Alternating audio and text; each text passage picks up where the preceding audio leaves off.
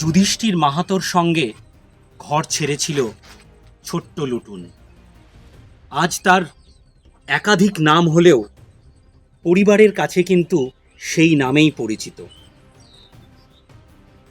যুধিষ্ঠির মাহাতো মাওবাদীদের সঙ্গে জঙ্গল জীবনে গিয়ে আর জীবিত ফিরে আসেননি। ফিরে এসেছিল তার গুলিবিদ্ধ দেহ। তাই এই পরিবারের আশঙ্কা ছিল ছোট্ট লুটুনের এমন পুনরাবৃত্তি হবে না তো। আসলে তার জীবনটাই যে শুধু লড়াই আর লড়াইয়ের। যখন মাওয়িস্ট কমিউনিস্ট সেন্টারে যোগদান করেছিল মাত্র 10 বছর বয়সে, তখন বাম আমলের অত্যাচার তাকে পাঠিয়ে দিয়েছিল সুদূর পারশনাথ পাহাড়ে। তারপর সংগঠনের কাজে যখন এখানে ফিরে এসেছিল, তখনও একই অবস্থা। তারপর কমরেড ম্যারেজের পর সুখে শান্তিতে স্কোয়াডেও সংসার করতে পারেনি। সমাজ বদলানোর দায়িত্ব যে ছিল, কিন্তু সেই স্বামীও মারা গেল।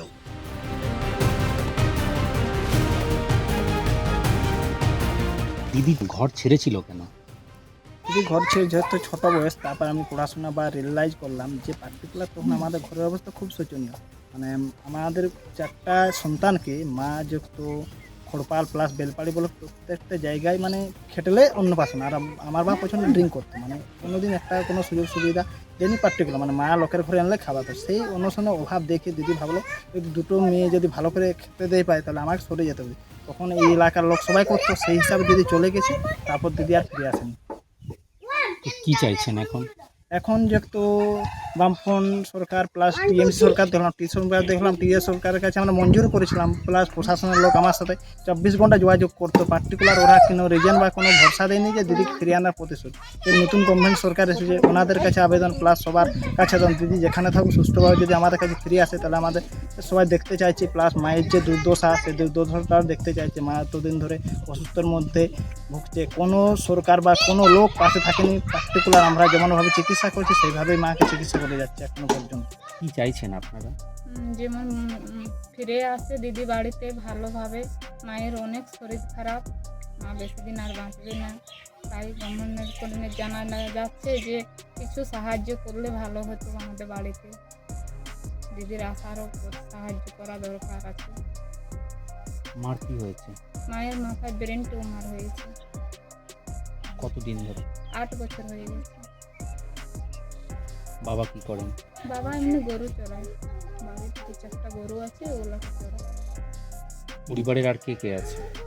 ভাই বোন আছে, প্রথমে বাবা আছে, মা আছে, ভাই আছে, বোন আছে, আর ভাইয়ের বউ আছে, আর ভাইয়ের ছেলে আছে।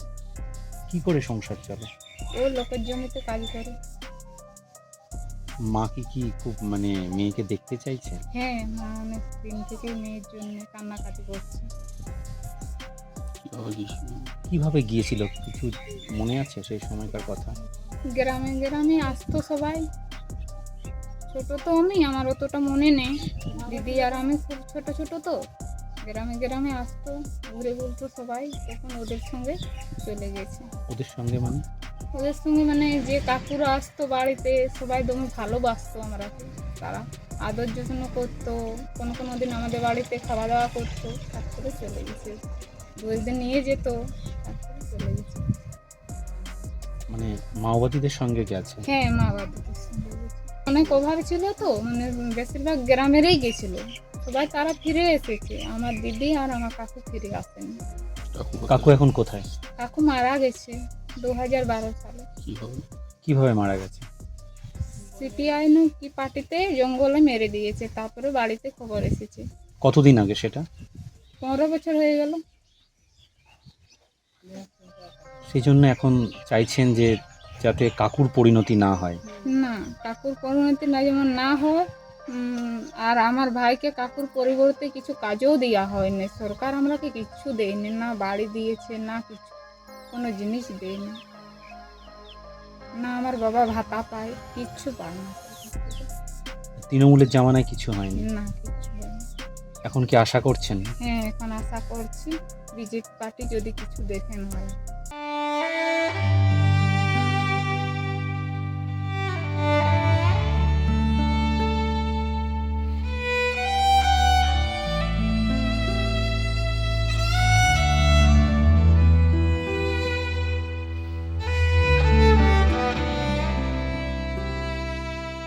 কেন্দ্রীয় সরকার জানিয়ে দেয় 2026 সালের মধ্যেই দেশকে মা মুক্ত করতে হবে। এদিকে পরিবারের আশঙ্কা আরও বাড়তে থাকে, তার কারণ চোখের সামনে দেখে 2026 সালের জানুয়ারি মাসে একসঙ্গে 17 জন মাওবাদী কমান্ডারের মৃত্যু, মাওবাদী সদস্যদের মৃত্যু, যার মধ্যে দুর্ধর্ষ মাওবাদী নেতা অনলদা ছিল। কেঁপে ওঠে পরিবার। চিঠি চাপাটি নানা রকম কিছু হয়, কিন্তু কোনো যোগাযোগই হয়নি। শেষে এই সংবাদ প্রতিদিনের মাধ্যম দিয়েই ওই পরিবার আবেদন রাখে যেন ফিরে আসে তাদের ছোট্ট রুটুন শকুন্তলা ওরফে বর্ষা, পরি, পুষ্পা। সেই পুষ্পাই আজ আত্মসমর্পণ করেছে। এখন পরিবারে খুশির হাওয়া, সকলেই চাইছে যে ঘরের মেয়ে ঘরে কবে আসবে।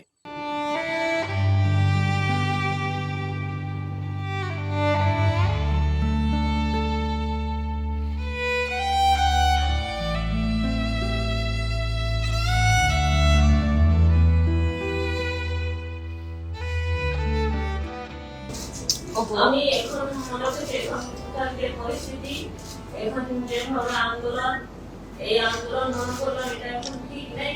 ওই জায়গা থেকে আমি সিলিন্ডার বা আত্মসমর্পণ যে সরকার করেছে মূল সরকার ফিরে আসবো, তাই আমি মনে করলাম এটা ঠিক। ওই জায়গা থেকে আমি এখানে ফিরে এলাম, সিলিন্ডার বা আত্মসমর্পণ করছি। আর এটাই আমি মনে করছি ভালো যে এখন সরকার যেভাবে বলেছে যে পুরোনায় বাসস্থান এবং ঘর পরিবারের সাথে থাকার জন্য, এটাই আমি আশা করে এখানে সিলিন্ডার করব। দিদি আজকে আত্মসমর্পণ করেছে, কেমন লাগছে? ভালো লাগছে। এরকম ঘটনা মানে সত্যি কি মানে ঘটে যেতে পারে? আপনারা কয়েকদিন আগে আবেদন জানিয়েছিলেন, মানে কিভাবে হলো বিষয়টা কিছু বলতে পারবেন? কীভাবে হলো সব কিছু তো ভাই জানে, আমি বাড়ির থাকি তো ভাই বলতে পারবে, এটা আমার ঠিক করে বলতে পারবে। মানে শুনেছি ভাইয়ের থেকে, এটাই অনেক খুশি, কান্না পাচ্ছে, দেখতে ইচ্ছা করছে দিদিকে। যত তাড়াতাড়ি আসে তত ভালো লাগবে, অনেক ছোটোই তো গেছে। মানে আমরা তিন ভাই বোন যেমন খেলে হাসে বড় হয়েছে, সেটা মানে তো সেটা দিদির আমাদের মানে আমাদের সঙ্গে তো থাকেনি, সে অভাবটা তো পাইনি। যে আমরা অভাবটা পেয়েছি, অনেক কষ্ট মানুষ হয়েছি, না খাইয়ে খেয়ে, লোকের ঘরে মার খেয়ে, বাসি ভাত খাইয়ে, মা অনেক কষ্ট করে কাজ করেছে। আমরা অনেক ছোটোর থেকে খেটেছি, লোকের জামা প্যান্ট অন্য লোকের পরে আর করে মানুষ হয়েছি।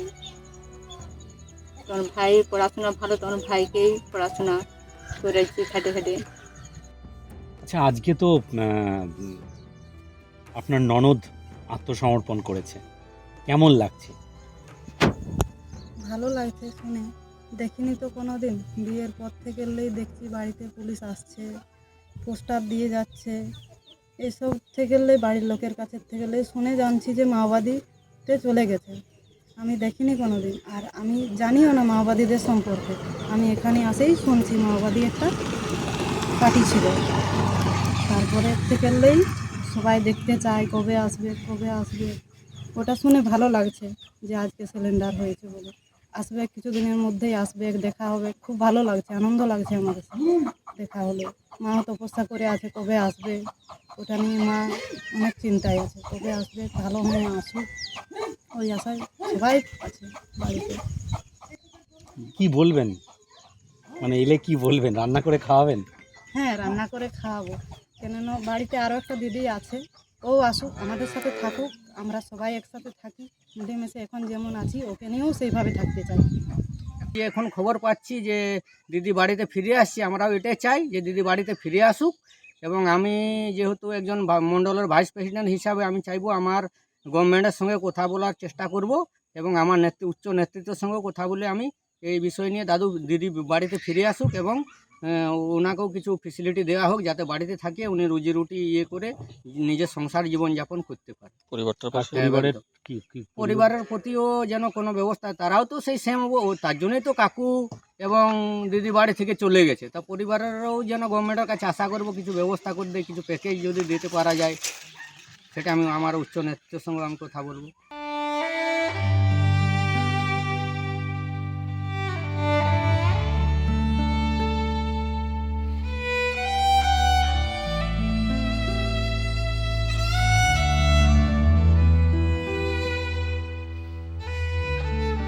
ঝাড়গ্রামের বেলপাহাড়ির মেছুয়া গ্রাম থেকে ক্যামেরায় অমিতলাল সিংহদের সঙ্গে সুমিত বিশ্বাস, সংবাদ প্রতিদিন .in।